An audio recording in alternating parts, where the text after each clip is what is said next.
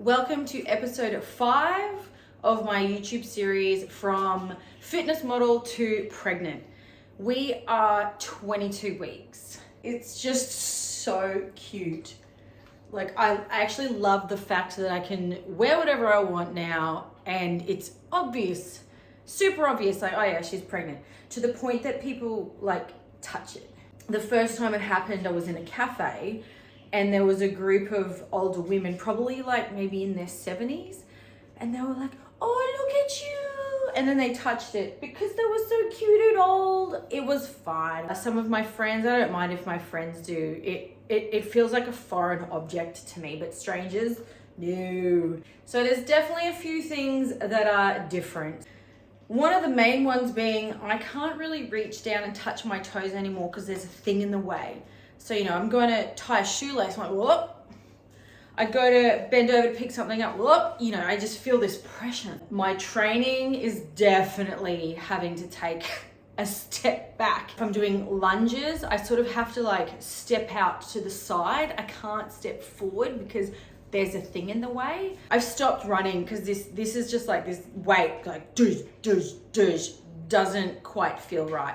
Even on the rower, I'm pulling back, and that pulling motion just puts a lot of pressure on my abdomen. So I've got to really think about what I'm doing with training now before I go in. Otherwise, I'm just floundering about like, oh, this doesn't feel good, this doesn't feel good, and then I get nothing done. Machines have been awesome. Leg extension, leg press. If I've got my feet super wide on the leg press, more of a narrow neutral stance is a no-go because I can't get the full range of motion I need because this is in the way. I'm just still really grateful that I can exercise. And all the research that I'm doing is very black and white.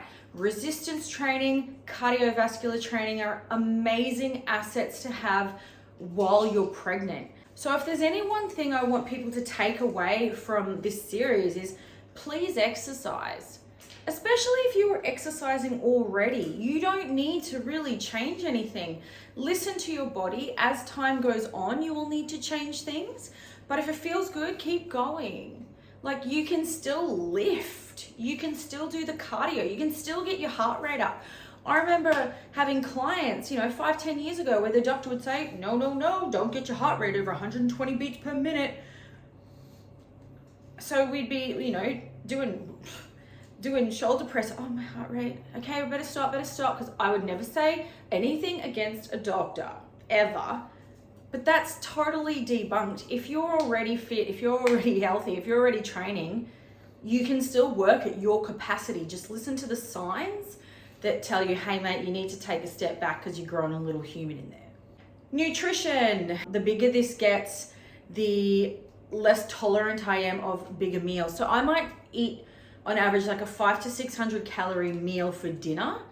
And I'm noticing now that volume of food, it's usually packed with veggies, I have to dial it right back. So something like a 400, 450 cal meal feels better. It's like I'll be really hungry and then I can't eat the amount I feel I should be, probably because there's a baby in there squishing all the organs about. A common question people have asked me is, are you still taking supplements?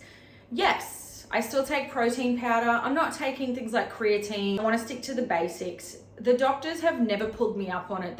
They've given me a list of don't haves, so I've just eaten everything else. So I still take protein powder or a collagen protein too. Again, I'm not a doctor. I'm not saying that, hey guys, you should take supplements. Always cross-check with your doctor, okay? Because everyone is so individual. I get asked all the time, are you tired? Generally speaking, I am fine. However, over the last month, my workload has been enormous. If you don't know, I'm a bodybuilding coach and there's been a lot of shows on over October, and some of them are full day events.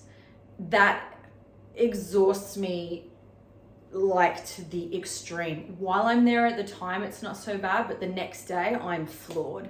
And usually that wouldn't be a problem, but hey, things are a bit different now. So my tolerance to certain workloads and activities is definitely less. When I'm training, the one thing I've really noticed is my tolerance to lactic acid has reduced dramatically. Just in the first, say 8 to 10 weeks of pregnancy, something as simple as doing calf raises. I was like, what is going on?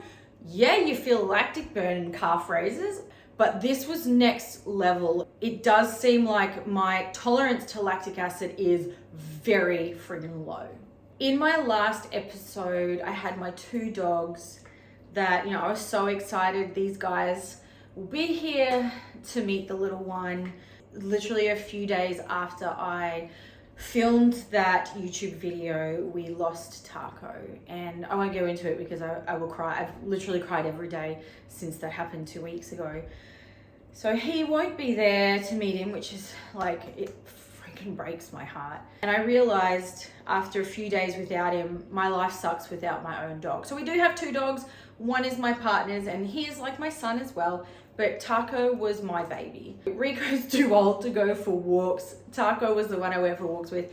My day is just not as fulfilling without a dog. I have had a dog for over 6 years and I don't want it any other way. So, this is Ralphie. Little Ralphie is gonna be the little boy's bestie when he comes out. So we'll have a puppy and a baby, and then they can grow up together. That's just thrown a whole new thing into the mix. Say hi, little man. He is just adorable. Despite he ate his own poo about an hour ago, and I'll still give him kisses, he is adorable. He's just prepping me for a real baby. Like, if this is a poo machine, I figure that an actual human baby is going to be out of this world. You, little man, you're just giving me a little taste of what poo explosions are all about. Right now, I'm just in this phase of completely embracing this and how special it is. You know, the little guy will be kicking around and it's just like this amazing experience that only you and your little bub are having right at that moment. Here I am loving pregnancy. I honestly thought I would friggin' hate it. That's it for this episode. Basically just the standard update. There's nothing like crazy to report. Next time I see you, I'll be at 24 weeks, and then this might be out here more. So I'm just gonna get cuter and cuter as time goes on. Anyway guys, thank you so much for watching. Love yous.